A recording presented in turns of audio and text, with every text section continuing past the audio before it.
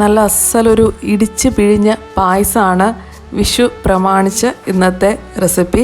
എല്ലാവർക്കും സമ്പൽ സമൃദ്ധമായ ഒരു വിഷു ആശംസിക്കുന്നു.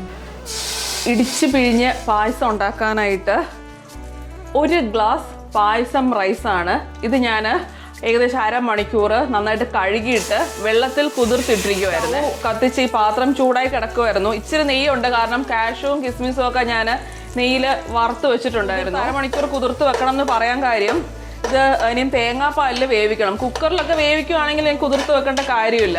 കുക്കറിൽ വേണമെങ്കിൽ നമുക്ക് എളുപ്പത്തിന് ഉണ്ടാക്കാനായിട്ട് ഞാൻ അതും കൂടെ പറഞ്ഞുതരാം. എളുപ്പത്തിൽ ഈ ഇടിച്ച് പിഴിഞ്ഞ പായസം വേണമെങ്കിൽ അങ്ങനെ ചെയ്യാം. എളുപ്പത്തിൽ കുക്കറിൽ വെള്ളത്തിൽ വേവിച്ചെടുക്കാം. പക്ഷെ അതിനേക്കാളും കറക്റ്റ് രീതിയിൽ ഇത് 3-ാം പാലിൽ വേവിച്ചെടുക്കുമ്പോഴാണ് ഒറിജിനൽ ടേസ്റ്റ് കേട്ടോ. ജസ്റ്റ് 1 മിനിറ്റ് ബാക്കി ആ കിടക്കുന്ന നെയ്യിൽ ആ കാഷ്യൂ കിസ്മിസ് വറുത്ത നെയ്യ് ഇച്ചിരി ബാക്കിയുണ്ട്, അതിലൊന്ന് സോട്ട് ചെയ്തെടുക്കണം. ജസ്റ്റ് ഒന്ന് വറുത്തെടുക്കണം. 1 മിനിറ്റ് നന്നായിട്ട് നെയ്യിൽ ആ അരി ഒന്ന് വറുത്തെടുത്തിട്ട് ഇനിയും 3-ാം പാൽ ചേർക്കുകയാണ്. അതിന് മുമ്പ് ഫ്ലെയിം ഞാൻ ലോയിലാക്കി 250 ml ഒരു നാഴി ഗ്ലാസ് എന്ന് പറയാം.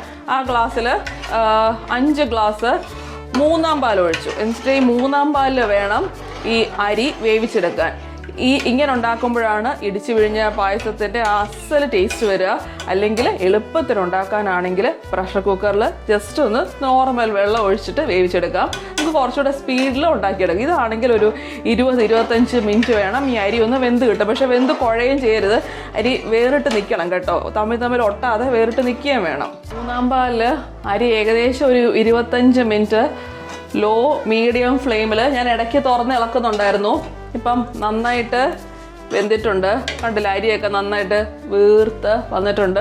പാല് വറ്റിയിട്ടില്ല, കുറച്ച് ബാക്കിയുണ്ട്. എന്നാലും ഈ പരുവത്തിൽ വരണം. എന്നുവെച്ചാൽ തമ്മിൽ അങ്ങ് കുഴഞ്ഞൊട്ടിപ്പിടിക്കാനും പാടില്ല, വേറിട്ട് കിടക്കുകയും വേണം. എന്നാൽ അരി നല്ലപോലെ വീർത്ത് വേണമെങ്കിൽ ഒന്നെടുത്ത് ഞെക്കി നോക്കാം കേട്ടോ വെന്തോന്ന്. ഇനിയിപ്പോൾ 2-ാം പാലൊക്കെ ഒഴിക്കണമല്ലോ, അപ്പോൾ അത് കറക്റ്റ് നല്ലതായിട്ട് വെന്ത് വന്നോളും. ഈ പരുവാകുമ്പോഴത്തേക്കും ഞാൻ 2-ാം പാൽ ഒഴിക്കുക. 3.5 ഗ്ലാസ് 2-ാം പാല് ഒഴിച്ചു.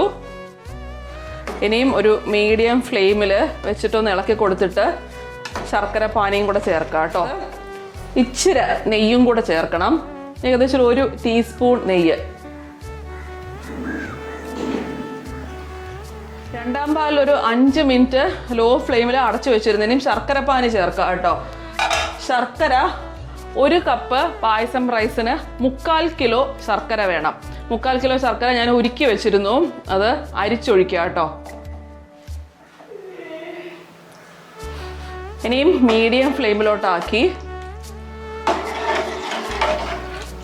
നന്നായിട്ടൊന്ന് ഇളക്കി കൊടുക്കണം. ഇനിയും ആ ശർക്കര പാനിയിലും 2-ാം പാലിലും ഒക്കെ ഇച്ചിരി നേരം ഇങ്ങനെ ഒന്ന് കണ്ടിന്യൂസ് ആയിട്ട് ഇളക്കണം. ശർക്കര ഒരു 10 മിനിറ്റ് നന്നായിട്ട് ഇളക്കിക്കൊണ്ടിരുന്നു. ഇനിയും ഇതിനകത്തോട്ട് ഞാനൊരു 6 ഏലക്കയും ഒരു ചെറിയ കഷ്ണം ചുക്ക് 1 ടീസ്പൂൺ പഞ്ചസാരയും കൂടെ ചേർത്തൊന്ന് പൊടിച്ചെടുത്തു. എന്നാലും നന്നായിട്ട് പൊടിഞ്ഞു വരും. അത് ഇടുവാണ്. വേണമെങ്കിൽ അത് 1-ാം പാലിനകത്ത് മിക്സ് ചെയ്ത് ചേർക്കാം. ഞാനിപ്പോൾ ഇങ്ങനെ ഇടുന്നതേ ഉള്ളൂ. ഇനിയും അടുത്തത് 1-ാം പാൽ ചേർക്കാൻ പോവാം കേട്ടോ. 1 ടീസ്പൂൺ നെയ്യ് ചേർക്കുകയാണ്. മൊത്തം ഞാൻ ഈ പായസത്തിന് വേണ്ടി 50 ml നെയ്യാണ് യൂസ് ചെയ്തിരുന്നത്. അപ്പം കുറച്ച് നെയ്യ് കാഷ്യൂ കിസ്മിസും തേങ്ങാക്കൊത്തും വറുക്കാനെടുത്തു. ബാക്കി നമ്മൾ ഓരോ സ്റ്റേജിലും ഇടയ്ക്ക് ഓരോ ടീസ്പൂൺ ചേർക്കുന്നുണ്ടായിരുന്നല്ലോ. അപ്പോൾ ബാക്കി ഞാനിപ്പോൾ ഏകദേശം ഒരു 2 ടീസ്പൂൺ ചേർക്കുന്നുണ്ട്. 50 ml ഒരു ചെറിയ കുപ്പിയാണ് ഞാൻ ഈ പായസത്തിന് വെച്ചിരുന്നത്. അപ്പോൾ ബാക്കിയുള്ളത് ഫുൾ ഇതിനകത്തോട്ട് ചേർക്കുന്നുണ്ട് കേട്ടോ. ഇടിച്ച് പിഴിഞ്ഞ പായസത്തിന് അത്യാവശ്യം കുറച്ച് നെയ്യും കൂടെ ഉണ്ടെങ്കിൽ ടേസ്റ്റ് ഉള്ളൂ.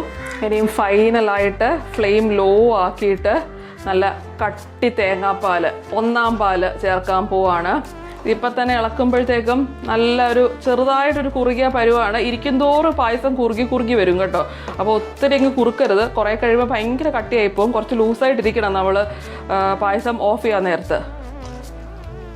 1-ാം പാല് ഒരു 1.5-2 ഗ്ലാസ് ചേർക്കാം. ഫ്ലെയിം ഞാൻ നല്ല ലോ ആക്കി. 1-ാം പാൽ ചേർത്ത് കഴിഞ്ഞ് ഫ്ലെയിം കൂട്ടണ്ട.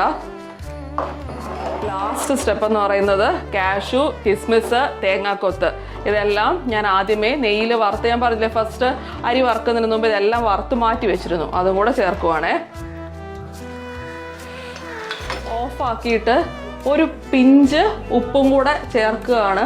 ജസ്റ്റ് ആ ടേസ്റ്റ് ഒന്ന്, ആ മധുരം ഒന്ന് ബാലൻസ് ചെയ്യാനായിട്ട്, ഭയങ്കര ഒരു ചെടിപ്പ് വരാതിരിക്കാനായിട്ട് ഒരു പിഞ്ച് ഉപ്പ്, അല്ലെങ്കിൽ ഭയങ്കര നമുക്കൊരു കമർപ്പ് വരും മധുരത്തിൻ്റെ. ഇത്രേ ഉള്ളൂ, പായസം റെഡി. ഇനിയും ആ ഒരു പാത്രപാകം ആകുമ്പോഴത്തേക്കും അത് കുറച്ചുകൂടെ ഒന്ന് കുറുകും കേട്ടോ. ഇപ്പോൾ ദാണ്ട് ഇതാണ് കൺസിസ്റ്റൻസി. നല്ല നമുക്ക് പകർത്താൻ പറ്റുന്ന ഒരു പരുവം ആകുമ്പോഴത്തേക്ക് കുറച്ചുകൂടെ കുറുകും. എന്നിട്ട് സെർവ് ചെയ്യാനുള്ള പാത്രത്തിലോട്ട് ആക്കാം.